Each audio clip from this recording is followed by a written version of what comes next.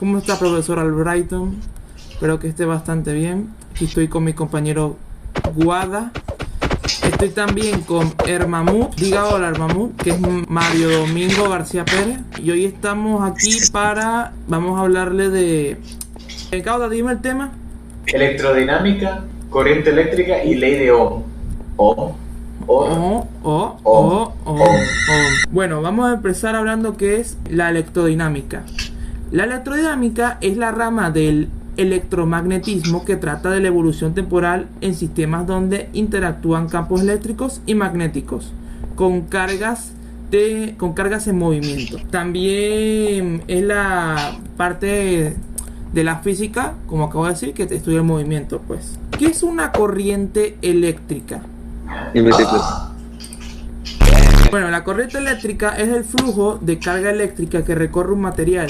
También se puede definir como un flujo de partículas cargadas como electrones o iones que se mueven a través de un conductor eléctrico o un espacio. La corriente eléctrica puede inducir cambios químicos en las sustancias y reacciones químicas. Este fenómeno se conoce como electrólisis y puede emplearse para proteger una superficie metálica de la corrosión o para mejorar las superficies, como por ejemplo los metales chupados con otros metales. Las fuentes de energía eléctrica son recursos naturales y artificiales que se utilizan en la producción y distribución de algún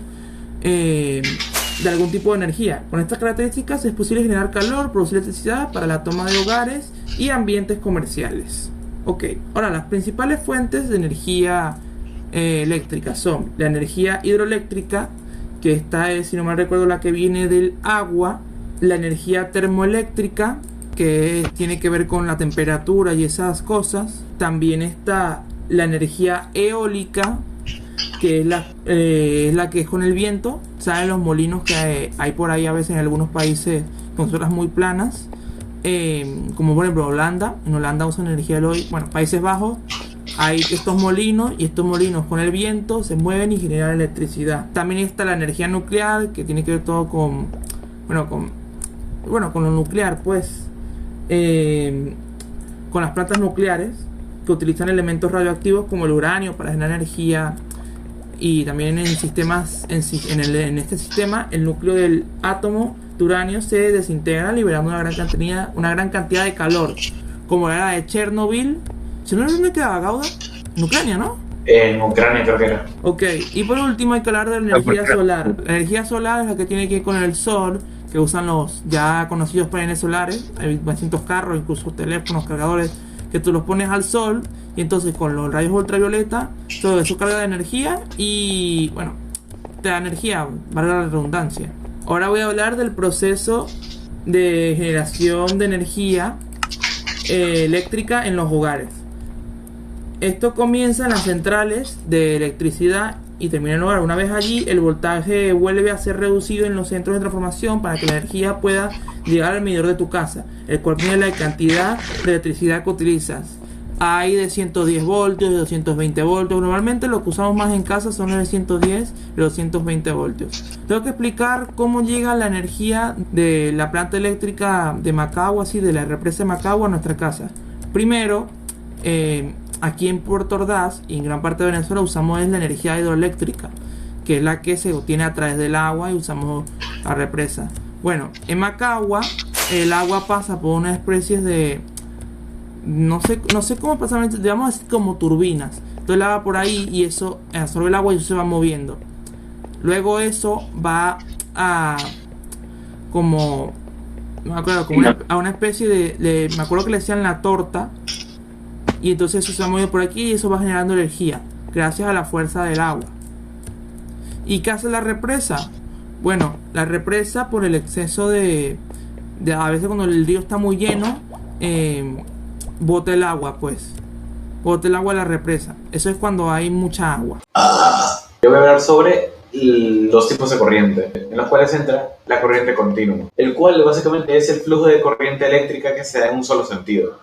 La corriente eléctrica alterna es un flujo de energía el cual se da en dos sentidos, alternando entre uno y otro. Entre lo que es la continua y la alterna, es la que más mayor potencia llega a tener. Y esta es la que está en las casas, está en las calles, y es la más usada básicamente. Los conductores son aquellos materiales que ofrecen poca resistencia al paso de electricidad, como el cobre, oro y hierro. Los dieléctricos son los materiales que no conducen la electricidad. Un ejemplo de esto sería la madera, el papel, el cristal y la goma. Y después están los que son semiconductores. Los semiconductores básicamente depende de la circunstancia, como puede ser la temperatura, la presión, la radiación, campos magnéticos o alguna otra cosa. El material de ese tipo más usado por empresas y alguna otra cosa es básicamente el silicio. Y ya estaría. Tomo pollo. La energía eléctrica es la forma de energía que resulta de la existencia de una diferencia de potencial entre dos puntos, que permite establecer una corriente eléctrica entre ambos cuando se los pone en contacto por medio de un conductor eléctrico. Prosigamos con los amperímetros y voltímetros. Mientras que los amperímetros se usan para medir las corrientes, el voltímetro se usa para medir el voltaje. Ambos dispositivos son diferentes en términos de funcionalidad y ubicación del circuito. Un amperímetro es un instrumento que se utiliza para medir las corrientes en un circuito.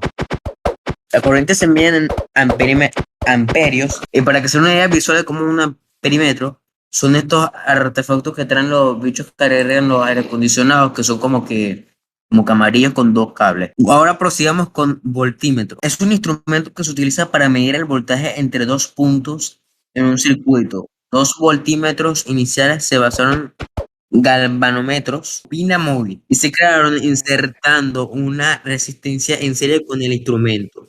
Utiliza una pequeña bombina de alambre fino suspendido en un campo magnético fuerte. Cuando se aplica una corriente eléctrica, el indicador galvanómetro gira y comprime un pequeño resorte. También se agrega una resistencia en serie para que la rotación angular que sea proporcional al voltaje aplicado. Una ley de Ohm postulada por el físico y matemático alemán Georg Simon Ohm, precisamente, es una ley básica para entender los fundamentos principales de los circuitos. Establece que la diferencia de potencial V que aplicamos entre los extremos de un conductor determinado es directamente proporcional a la intensidad de la corriente I, que circula por el citado conductor Ohm.